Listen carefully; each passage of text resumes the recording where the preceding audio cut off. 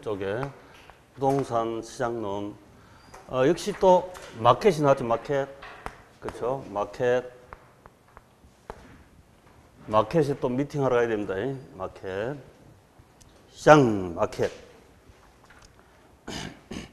자, 알아보시니까 완전 경쟁 시장, 불완전 경쟁 시장 두 가지 있습니다. 완전 경쟁 시장, 불완전 경쟁 시장. 자, 과거에 제가 투자자 머리가 혈습니까? 가슴이 혈습니까? 머리가 혈수이죠. 머리 혈성. 자, 효율적 자원 배분 된다. 효율적 자원 배분 되지 않는다. 완전 경쟁 시장은 효율적 자원 배분이 됩니다. 그걸 완전 경쟁 시장이라죠. 불완전 경쟁 시장에서는 효율적 자원 배분이 되지 않는 것을 보고 불완전 경쟁 시장을 합니다. 그 머리를 가지고 쭉 계속 이 계열 그리고 또 이 계열 쭉 가시면 돼요. 그럼 학교는 처음부터 끝까지 이렇게 정리가 되니까. 마지막 가면 마켓 밸류 있잖아요. 그런 측면 이렇게 나옵니다. 자, 효율적 자원 배분. 이걸 완전 경쟁 시장인데 이 완전 경쟁 시장이 도달하려면 조건 네 가지가 필요하죠. 그 요약집에 나있죠. 요약집에. 자, 첫 번째 뭐다? 정동진 다수. 이렇게 정동진 다수.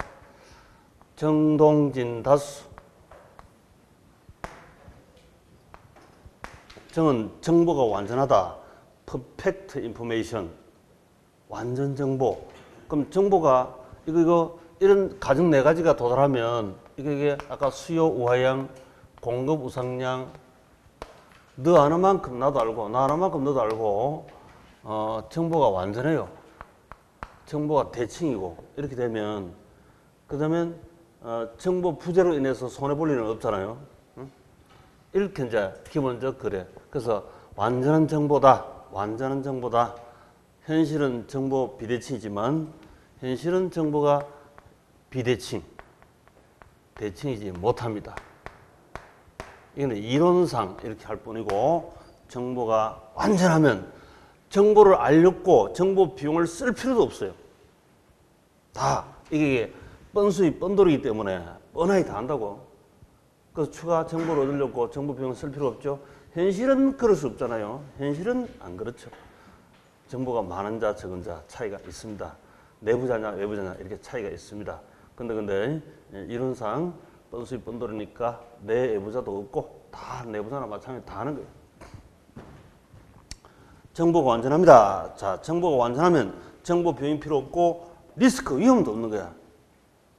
리스크란 것은 내가 어느 기대값이 나타날 확률 분포로 줘지면 안 그럴 수도 있다 하는 전제죠. 다 그러니까 정보 비용 위험이 없다. 근데 현실성이 없죠. 정보 비용이 있다. 현실은. 정보 비대칭이 있습니다. 현실은. 자, 그 정보 비대칭 이거 엄청 중요하죠. 그렇죠? 역대 노벨 경제학상 여기서 거의 다 나왔다. 정보 비대칭.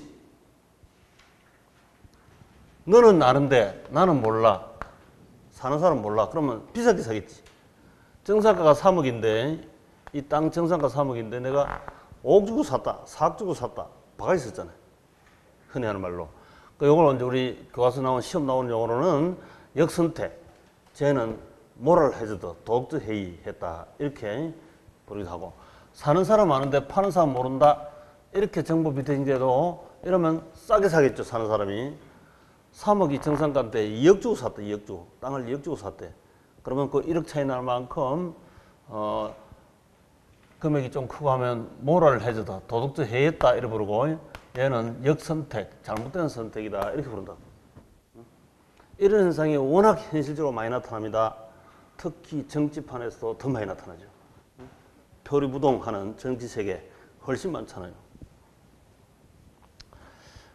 그래서 맨날 선거할 때야 다 잘한다고 했죠. 내 마음에 쏙 들기도 했습니다. 뽑아놓으니까 그렇게 안 하니까 문제가 생겨버리지. 그래서 정보 비대칭이라는 것도 국민들이 투표를 선택할 때 잘 선택하는 게 말은 잘 선택이지만 현실은 그렇게 안 돼요. 선택할 때하고 뭐 나중에 행동할 때도 다른데. 정보 비대칭. 그 다음에 지하서비스 동질이다. 지하서비스 동질이다 했죠. 동질.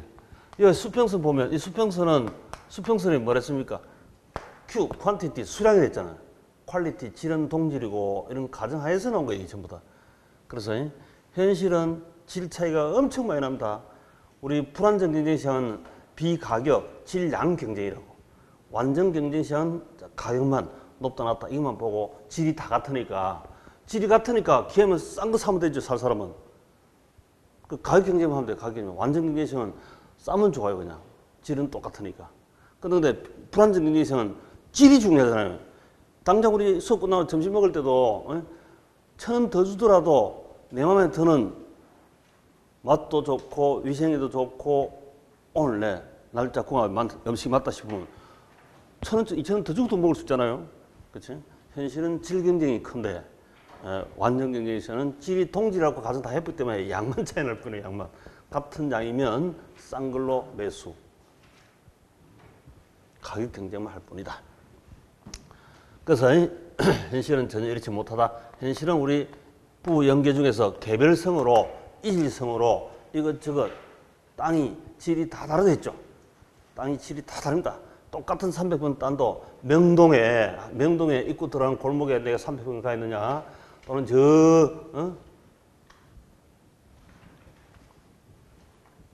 칠갑산 밑에 콩밭 300평 있느냐 따라서 천냥지차로 차이 나겠죠.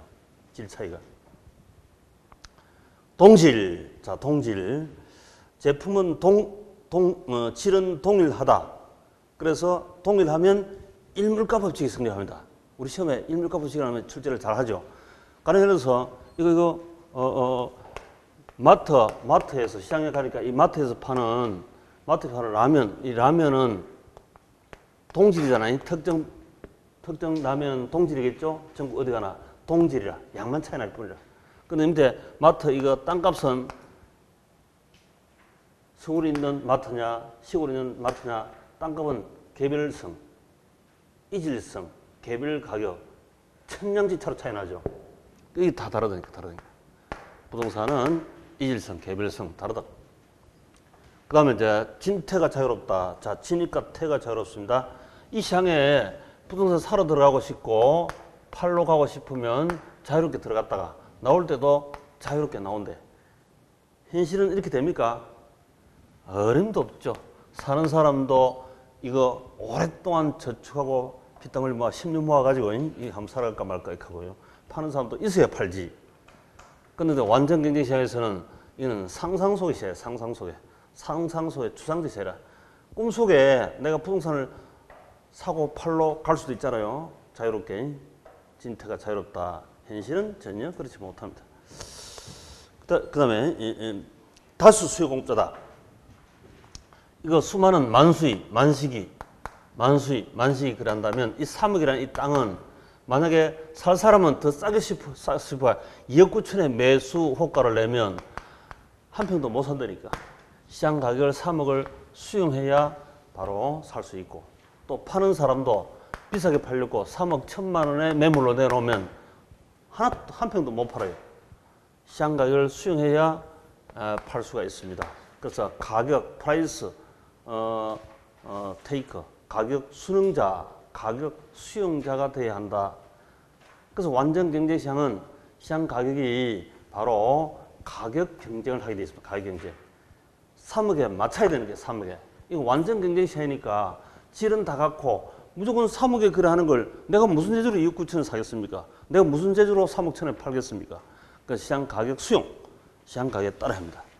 그래서 다수 수요공짜일 때는 시장 가격을 수용해야 한다 이 말이지. 그런데 현실은 그렇지 못하죠. 현실은 땅 파는 사람은 이 땅은 개별성 이랬죠. 천상천하 유아독점처럼 자기만 독점 소유하고 있어요. 똑같은 땅을 가진 세상천지 사는 사람은 없잖아요. 나만 소유하고 있어. 독점 소유고 그 다음에 살 사람도 오랜만에 중개업소를 통해서 임자가 나타났어요. 그럼 서로 둘이 만나가 쌍방독점이죠. 둘이 1대1로 만나가지고 협상한다고. 이 쌍방독점이 협상가로 결정되지 뭐 시장 가격을 하는 게 없어요. 이게 수용하고 이런 게 아니라니까. 쌍방독점, 협상가 이렇게 결정한다니까. 현실은. 만수의 만식이 전혀 아니죠. 그렇지만 주식 같으면 특정 회사 주식이다, 한전 주식이다 같으면 다수 공급자, 다수 수요자, 질은 같고 주식 수만 차이 나죠. 그거는 이제 수많은 사람이 사고 파는 겁니다. 그래서 만약에 한전 주가가 3만 원이다. 한 주당 3만 원 같으면 내가 지금 당장 사고 싶으면 3만 원의 매수 주문에 살 수 있지. 2만 9천 매수 주문에 못 삽니다. 10월 지나면서 떨어져야 사는 거지. 그 시장 가격을 수용할 수밖에 없어. 시세대로 사고 팔잖아요. 주식은. 그 시장 가격에 수용한다 이랬더니 그 주식하고 부동산하고 토지하고 다르다니까. 전혀 다르지. 자, 그럼 기출. 부동산 시장에서는 정보 비대칭성으로 인해서 부동산 가격 왜곡 현상이 나타납니다. OX. 오지, 그지? 아까 3억짜리인데, 뭐 3억 5천에 사고 팔기도 하고, 2억 5천에 사고 팔기도 하고, 이렇게 했어요. 시장 가격이 왜곡됐잖아요. 왜곡됐다. 이걸 또 저 감정평가로 보면 괴리되었다. 이런 말도 하고, 그 괴리 왜곡되면 이게 효율적입니까? 효율적이지 못합니까?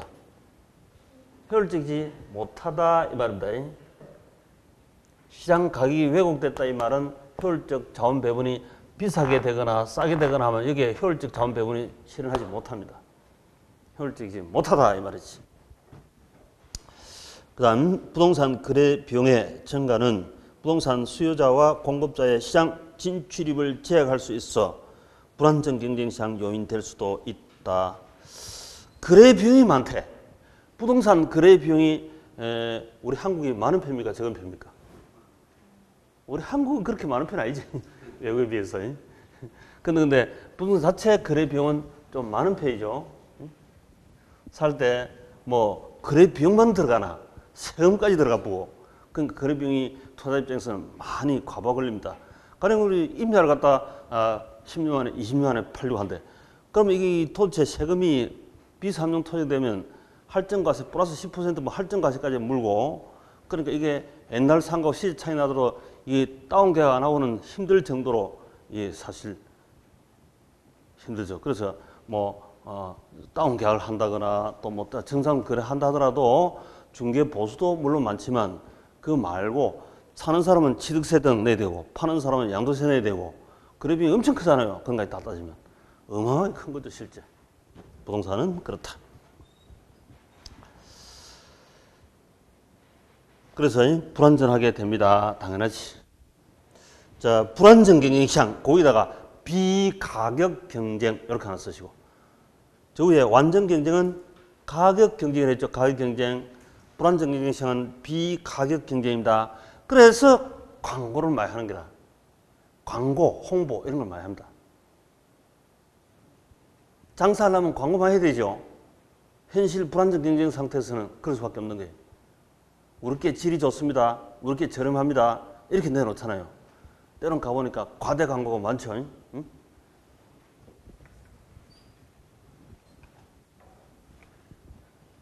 현실은 이제 이러한 이게 만족 안 되는 게 현실은 다 만족이 안 되기 때문에 정동진 다수에서 4개를 다 완벽히 갖춰야 이거 완전 경쟁 시장이 되는데 이런 완전 경쟁 시장 자체가 하나도 만족 못하니까 불안전하기 짝이 없습니다. 현실은. 특히 우리 부동산은 부부 연계 때문에 더욱더 불안정합니다. 동산에 비하여, 주식에 비하여, 동산에 비하여 토지는 더욱더 불안정 경쟁 시장이 됩니다. 그래서 결론적으로 보면 효율적 자원 배분이 실현하지 못하는 불완전 경쟁 시장 이렇게 추락한다. 자, 이거 완전 경쟁 시장하면 이게 공주하고 왕자하고 만나서 시장에 만나서 정상 가격으로 이게 이제 이 가격이 정상 가격입니다. 정상 가격으로 효율적 자원 배분 된다 이렇게 얘기한다. 배분의 효율성, 효율적 자원 배분 이런 식으로 표현하는데 근데 이때는 분명히 공주하고 왕자하고 만나야 되는데 그렇게 된다 안 된다. 자기가 다 공주고 왕자야. 상상 속에서는 가능한 일이지 현실은 안 되잖아요. 현실은 뭐가 된다? 공주가 뭐랬습니까? 무술이 하녀가 되거나 공포의 주도하니 백설공주가 돼가 백방으로 설치다니는 공포의 주도하니 돼 있다고.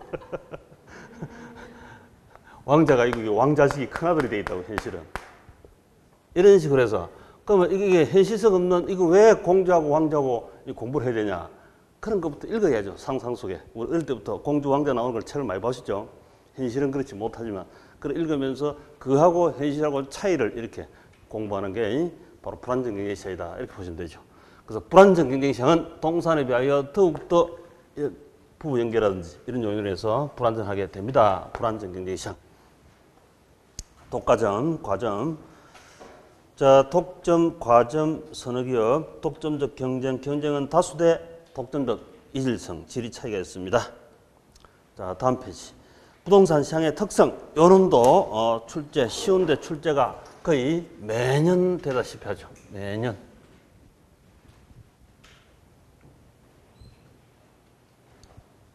자, 처음 보시니까 국지성. 근데 이거 과거에 했습니다, 우리는. 대체로 보면 공부 다 했던 거예요.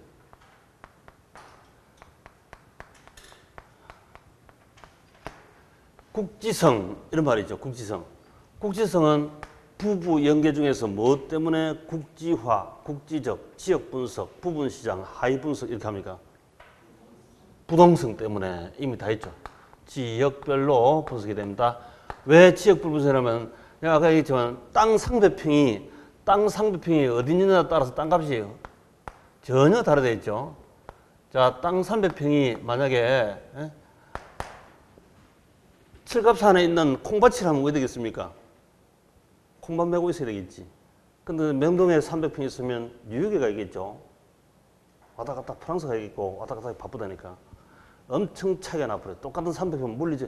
질이 같으면 같을 텐데 질이 천녀 딴판 개별성이니까 천냥지차로 차이 나버립니다. 그래서 어느 시장 지역에 있는 300평이냐 그걸 분석해야 되니까 그게 중요하다니까요.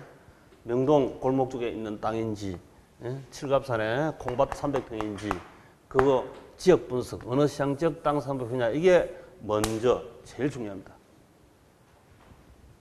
그래서 선 시장 지역 분석 후 계열 분석. 이 선 시장 지역 분석할 때 공법도 살짝 필요하죠. 나중에 계열 분석할 때는 민법도 조금 살짝 필요하고 이런 거지. 그래서 지역 분석 제일 먼저 필요합니다. 그 다음에 이제 비석장이 나오는데 비공개성, 비표준화, 그런 거에서 조직적 시장이 형성되지 않습니다. 비조직화하는 공개를 끌어야 한대. 우리 개별성 때문에 개별성이라는 특성 때문에 땅을 사고 팔 때는 이거는 아파트하고 땅하고 다르지. 아파트는 내가 만약에 7억에 사고 팔았는데 이걸 5억에 사고 팔았습니다라고 땅 계약해가지고 세무서 신고하면 세무서가 압니다. 서명자로 밝혀라. 안 그러면 추징세액 때려보고 이렇게 된다니까. 그런데 땅을 7억 주고 실제 거래하고는 5억에 거래했다. 세무서가 모르잖아 이게. 거래 사례가 거의 없으니까. 그죠? 그래서 은밀하게 둘이 안 밝히면 잘 모르고 쏘이려고 하는 탈세하기 위해서 자금 출처 2억 생략 받기 위해서 여러 가지 요인으로 이럴 수 있다니까. 그래서 토지는 이런 개별성에 따라서 이런 상이 공개를 꺼려하는 은밀하게 거래하려는 이런 속성이 있습니다. 그 다음에 비표준화. 땅이 개별성에 따라서 전국에 3,200만 필지가 다 다르기 때문에 우리가 50만 필지 샘플을 뽑아서 먼저 우리 이 간평론 마지막 갈 때 분석하고 공식하는 법률 공부할 때 50만 필지를 먼저 뽑아가지고 편지 공식화를 평가하잖아요. 그 표준이 나와야 하는데 표준을 구하기 어렵다 이 말이지. 표준 구하기가 어렵습니다. 개별성에 따라서. 처음부터 다 다르니까. 우리만해도 뭐 진짜 키 평균 나왔어요. 성적 평균 나왔어요. 그건 쉽게 구할 수 있어요. 근데 사람 평균 나왔으면 모릅니다, 실제. 사람은 복합 개념이니까 뭘 기준으로 평가하지? 얼굴 모양으로 평가하느냐, 돈 많은 것만 평가하느냐, 뭐 건강한 것만 평가하느냐. 복합 개념으로 다 평가해야 되니까 중간치 못 간다는 말이지. 그래서 표준하기 어렵습니다. 그러므로 하여 시장이 조직적 시장이 형성되지 않습니다. 우리 주식만 하더라도 라면만 하더라도 도매, 소매, 유통, 조직적 시장에 대해서 전 세계 사고 팔고 이럴 수가 있는데 부동산 그렇게 안 되잖아요. 뭐 직렬할 수도 안 되고 샘플을 보여줄 수도 없고 현장마다 다 공중의 사무실이 개별성에 따라서 전국, 전 세계 방방곡곡에 다 있어줘야 이게 거래가 됩니다. 이게. 그래서 조직적 시장이 안 된다. 이거 조직적 시장이 된다라고 과거에 부총리께서도 뭐 옛날에 말 얘기했는데 이 조직적 시장 되면 공인중개사 공부할 필요 하나도 없어. 전 세계 공인중개사 공부 전부 다 책 다 던져야 돼. 공부해서는 안 되지. 조직적 시장이 안 되기 때문에 공인중개사, 중개업이 필요한 이유가 이런 데서 나옵니다. 그리고 비석장을 가지고 우리 시험 잘 나오니까 비공개, 비표준화, 비조직성 여기에 들어가는 요인은 이 개별성이 크고 부부 연계 전부 다 영향을 줍니다만은 이게 가장 크다. 우리 앞에서 이제 부동성은 여기 들어간다, 그죠? 국지화. 그 다음에 부정성, 영속성, 개별성 이런 4개 특징이 있었는데 그 중에서 이제 개별성 이 전부 다 영향을 줍니다만은 대표로 개별성이다 이런 뜻이. 그 다음에 이제 수요 공급 조절의 곤란성, 수급 조절의 곤란성. 자, 수급 특히 공급 이게 이제 바로 부정성이다, 부정성. 자연의 선물인 토지는 증가할 수가 없죠. 부동산이라 하면 땅이 대표입니다. 이 땅이. 그래서 지금 땅만 얘기를 하고 있습니다. 수요 공급 시장별로 수요 공급이 나타날 텐데 특히 이제 수요는 일반적으로 자금 돈으로 수요를 결정하지만 공급은 아파트 공급이다. 7, 8년 걸린다니까 땅이 또 있어야 팔지. 그래서 이게 공급 부정성으로 증가할 수 없는 이기 때문에 수요가 많으면 저 명동처럼 300평 수요가 많으면 가격이 엄청 비싸고 평당 2억, 3억 막 이렇게 하는 거. 또 저 철갑산 콩밭처럼 공급은 있지만 300평이라 3,000평도 줄게 매물 내놔도 살 사람이 없어요. 가격이 평당 10,000원, 5,000원 이렇게 떨어진다니까. 그 시장별로 가격이 왜곡되죠. 이걸 보고 이제 시장별 가격 왜곡, 괴리, 혈적 자원 배분이 형성되지 않는 그런 현상이 벌어집니다. 그 다음에 단기 거래가 곤란합니다. 단기. 살 사람도 오랫동안 자원 축적 기간이 필요하고 팔 사람도 있어야 팔지. 그죠? 그래서 단기 거래 곤란합니다. 요게 이제 바로 우리 부동산의 특징인데 시험 잘 나옵니다. 자, 국지적 분석, 지역 분석해야 됩니다. 그거 당연하지. 비공개, 비표준화, 비조직적 시장입니다. 수요 공급 시장별로 가격 왜곡이 가능합니다. 단기 거래 곤란합니다. 이런 말이 나온다. 내가 땅을 사는데 갑자기 그 시장에 좋아졌대요. 남북 지금 저 파주 운정 지역에 여기에 땅을 사는데 여기 완전히 평화공원 만들고 그렇게 됐대. 그러면 대박이죠. 폭도 10배 뛰고 20배, 30배 뛸 수도 있잖아요. 요즘 적경 지역에 경매 가격이 높게 경매가 되고 있죠. 적경 지역 경매 나온 물건 엄청 높게 되고 있다. 그러다 또 김정은이가 북미 회담 취소 만약에 한다면 어떻게 되겠어요? 냉각돼서 원위치 가버리죠. 더 안 좋아질 수도 있어. 이렇게 그 시장지역 어디에 있는 땅 300평이냐 하는 게 그렇게 중요하다 이 말이죠.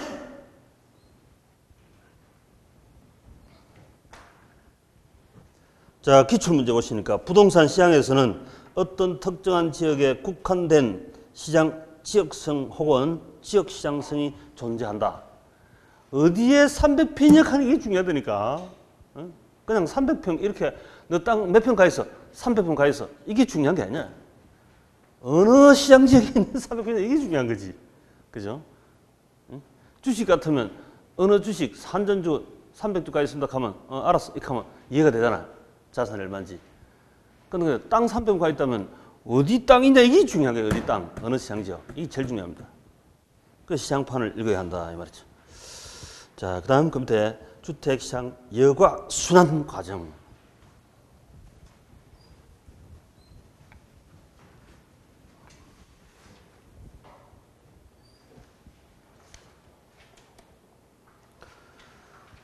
주거분리, 상향여가, 하향여가 이런 말 나옵니다. 자, 저쪽 동네는 저소득층 사는 동네고 이쪽 동네는 고소득층 사는 동네입니다. 이 경계 지역이다 이렇게 부르고 경계지역. 고소득자가 적죠. 고소득층 동네이다. 경계부문이다. 이렇게 저소득층하고 고소득층하고 분리되는 이걸 보고 주거분리 이렇게 해요. 주거분리. 소득순위에 따라서 주거분리. 고소득층 동네 갈수록 당연히 비싸겠죠. 비쌉니다. 가격이 비쌀 겁니다. 그 저속층이 이때 이제 저속층이 이제 예를 들어서 고속층 옆으로 갈수록 비쌉니다. 할증 거래됩니다. 돈 더 주고 사야 돼. 근데 고속층 동네에서 저속층 동네로 갈수록 할인 거래되겠죠? 싸겠지. 부의해볼까? 이렇게 부르기도 하고 좀 키키한 냄새 난다 이 말이지. 근데 저속자가 고속층 동네 갈수록 이상한 향수도 나고 좀 할증 거래 정해해볼까? 그래서 인간들은 누구나 다 정해해볼까는 추구하고 부의해볼까는 회피하는 과정에서 이런 주택 순환 과정도 생깁니다. 자, 저속층이 소득이 높아지고 정부 보조금을 받거나 또 가구수 인구가 늘어나고 하면 주택을 더 필요하잖아요. 주택 필요한데 신축은 안 돼. 왜? 아직도 저속층이니까 300만 원짜리, 500만 원짜리, 1000만 원짜리 집 지으려면 우리 건축부에서 허가 안 내주잖아요. 신축 안 돼. 그래서 하는 수 없이 이제 옛날 10년, 20년, 30년 전에 잘 사는 동네가 이제 중고주택을 이걸 일로 침입해서 천천히 하향여가 됩니다. 이 혼자 못 사는 동네로 바뀌는 거죠. 침입과 천의, 계승 이렇게 해서 여기서 이제 옛날 우리 10년, 20년, 30년 뭐 슬라브 주택 이런 거 잘 사는 동네에 있었는데 그때 뭐 옛날 50점 하더라도 40점, 30점 하더라도 지금은 이제 서민주거로 바뀌잖아요.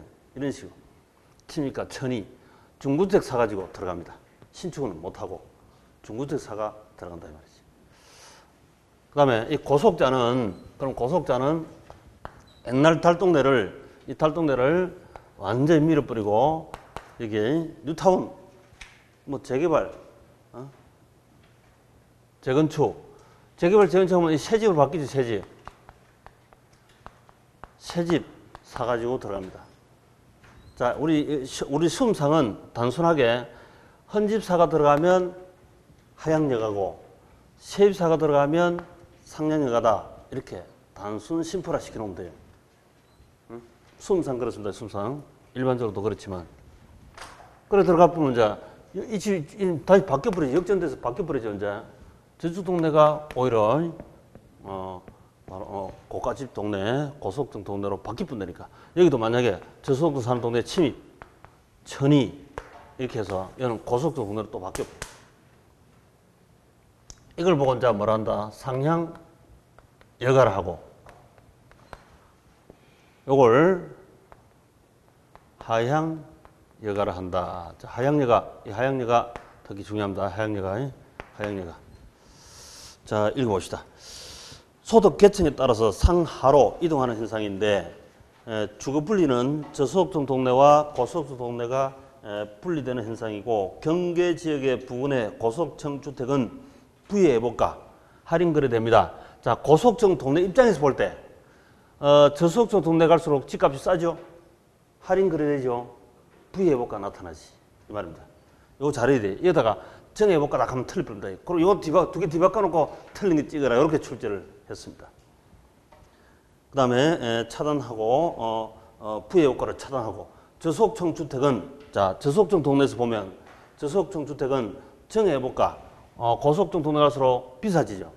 플러스 정해볼까 할증 거래된다. 플러스 이게 할증 거래. 그래서 저소득층 동네 중에서도 바로 고소득층 옆에 사는 이 동네가 할증 거래됩니다. 그럼 고소득층 중에서도 저소득층 옆으로 가면 이건 할인 거래되지 할인. 그 말이에요. 도시 형성 과정에서도 발생하고 근린 시행지에서 발생한다. 그냥 근본적으로 이렇게 발생한다. 근본적으로 누구나 좋은 짝꿍 만나면 같이 있고 싶고 안 좋은 짝꿍 있으면 피하고 싶고 마찬가지 아닙니까? 자, 기출. 고소득층 주거지와 저소득층 주거지가 인접한 경우 경계 부근에 이 경계 지역 부근에 저소득층 주택은 자 경계 부분에 저소득층은 비싸다 싸다 비싸죠.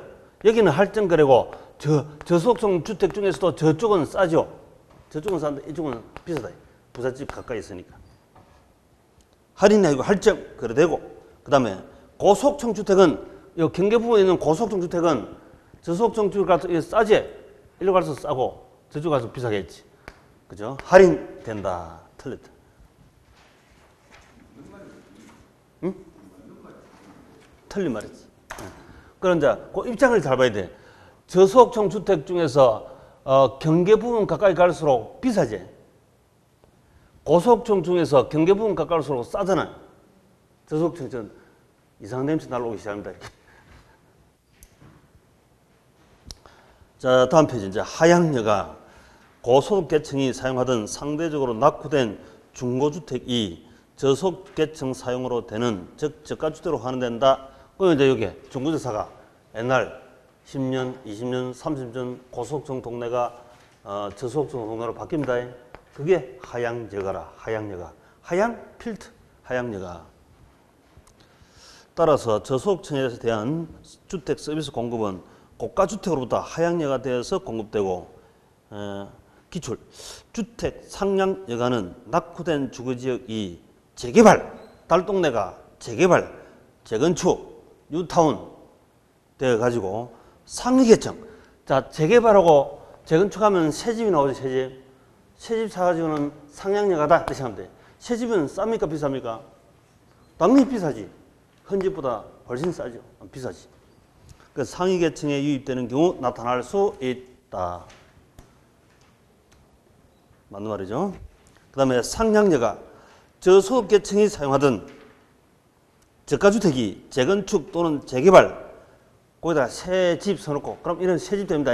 신축 새집 고소득계층의 사용으로 전환되는 것 따라서 고소득층에 대한 주택 서비스 공급은 신규 신축 새집으로 건설된다. 자, 기출 고소득층 주거지와 저소득층 주거지가 인접한 경계지역에서 침입과 천이 발생할 수 있다. 맞죠? 침입과 천이 개성 이런 말을 씁니다. 있어요. 교수다 있어요. 그 다음에 그 밑에 저가주택 시장 있습니다. 자, 저가주택 시장 그만 간단히 해봅시다. 저가주택 시장. 자, 시장에 다시 갑니다. 시장에 마켓에. 우리 뭐 학교는 뭐 전체가 거의 마켓이지 뭐 시장이지 뭐 다른 게 있습니까? 사는 사람, 파는 사람, 수요 공급 시장에 갔습니다. 자, 여기는 지금 저가주택 시장만 보자. 저가주택. 고가주택 말고 저가주택. 여기 시험 더 잘 나오니까.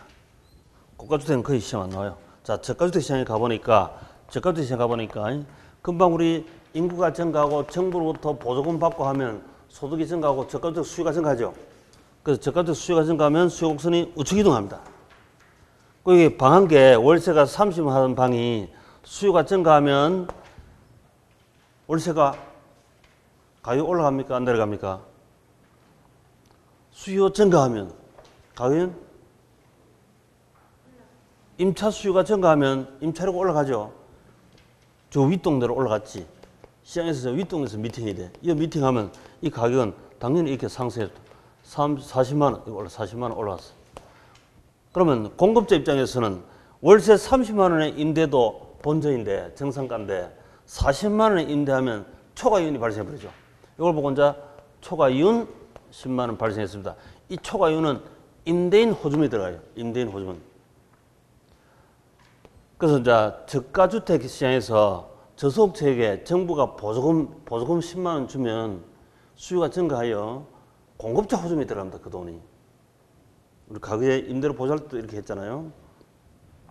그럼 초과이윤이 나오면 임대인이 기분 좋다 안 좋다? 얼씨구나 좋다. 정부 잘하고 있네. 이렇게 칭찬한다니까. 친시장 정책이니까. 그러면 이제 초과이윤이 다 소멸할 때까지 공급이 증가하죠. 공급이 요만큼 증가했다면 요거밖에 증가하지 않았고 아직 초과이윤이 존재하니까 초과이윤 다 소멸할 때까지 여기까지 공급이 이렇게 증가해야 원위치 오죠. 정상가로 내려옵니다. 정상가로 다시 원위치 돌아왔습니다. 그럼 이 공급이 이만큼 증가하겠지. 근데 이 공급 증가하는데 새 집으로 공급 증가할까요? 헌집, 중고주택이 증가할까요? 여기는 지금 저가주택 시장입니다. 바로 하향여가로 여기서 이제 하향여가로 공급이 증가하는 거예요. 고가주택 시장 같으면 새집 이걸로 증가하는데 저가주택은 헌집 이거 하향여가로 공급이 증가합니다. 그렇죠? 하향여가로 이렇게 증가해서 다시 30만 원의 정상가로 임대 이렇게 한다. 그러니까 어쨌거나 수요 증가해서 딸방 생기고 공급 증가해서 아들방 생기고 그 저소득층이 정부 보조금을 받으면 이런 혜택이 크다니까 시장판이 친시장 정책에 대해서 시장이 활성이 됩니다. 자, 그거 한번 읽어보시면 저가주택 시장 정부에서 일정한 수준 이하 주택의 신축을 금지. 아까 얘 너무 500만 원짜리 집 짓겠다 하면 건축가 안 나겠죠. 1. 저소득층의 인구 증가 및 정부 보조금 등으로 수요가 이렇게 수요가 증가하니까 수요 증가하면 우측이동하면 30만 원 임대료가 40만 원 상승할 거 아닙니까? 40만 원 하게 되면 초과이익은 10만 원 발생하죠. 임대인 호점이 들어가지. 임대인이 30만 원 임대하다가 40만 원 임대하니까 임대인 호점이 들어갑니다. 그러면 기존 고가주택이 하향예가 돼서 저량 공급 증가한다 이 말은 하향예가 돼서 있는 집이 공급 증가하는 걸 보고 기존 주택 공급 증가 저량 공급이라 합니다. 새 집 지으면 새 집 짓는 시간이 필요하죠. 이게 유량 공급이고 현 집이 있던 집이 공급 증가하는 걸 보고 저량 공급이래요. 저량 공급. 새 집 지으면 유량 공급이고 여기서뿐만 아니고 다른 데서 다 같은 말이죠. 그 다음에 임대료는 원래 수준 30만 원 원래 수준 저가주택 양은 엄청 증가한다. 아까 딸방 아들방 생긴다 했잖아요. 양이 엄청 증가하지.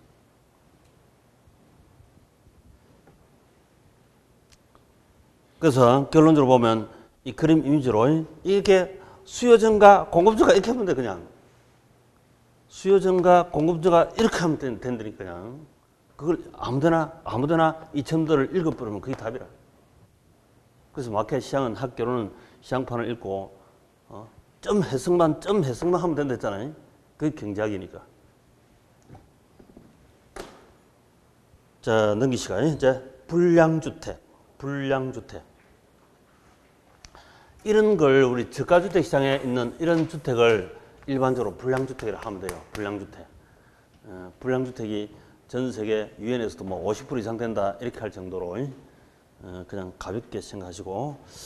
자, 불량주택은 양질의 주택 서비스를 정하지 못하는 일정 수준 이하 저가주택인데 불량주택 문제는 하향여가 가정의 산물이다. 봐요. 아까 하향여가 중고주택 사가지고 불량주택을 고속자는 팔아먹겠죠. 저속자가 침입 천이 중고주택 사가 수리해서 사용합니다. 이게 불량. 시장 실패 산물이 아니고 내가 달동네 사는 사람들의 그 이유는 시장 실패가 아니라 자기가 소득이 낮기 때문에 합리적 선택이 있습니다. 내가 돈 못 버니까 달동네 올라가지고 월세 10만 원, 20만 원짜리 살았지. 이 말이에요. 그래서 시장 실패의 산물이다 하면 땡 틀립니다. 그렇게도 출제를 합니다. 시장 실패 산물이 아니다. 자원 합리적 선택이다. 이 말이죠. 효율적 배분된 결과입니다. 돈을 적게 버니까 달동네 살았지. 저소득 문제이기 때문에 철거 행위 등 정부가 강제로 시장 개입해서 철거하면 목숨 걸어버려. 그래서 이제 이렇게 해서는 안 되고 소득 정대 정책으로 해결하는 게 좋다 이 말이지. 소득 정대 정책. 근데 만만치 않죠. 소득 정대 지금 현재 우리 제이노믹스에서 뭡니까? 소득 정제 성장 정책 아닙니까? 호주머니 근로자들의 노동자들의 호주머니 돈 많이 넣어주면 그러니까 물건 사물을 해서 기업도 살고 근로자도 살고 밑에서부터 위로 올라가는 분수 효과 이렇게 지금 정책을 펴고 있습니다. 근데 지금 잘 됩니까 안 됩니까? 현재로서 작동이 잘 안 되고 있죠. 말대로 뜻대로 잘 안 되는 게 그게 또 시장이니까.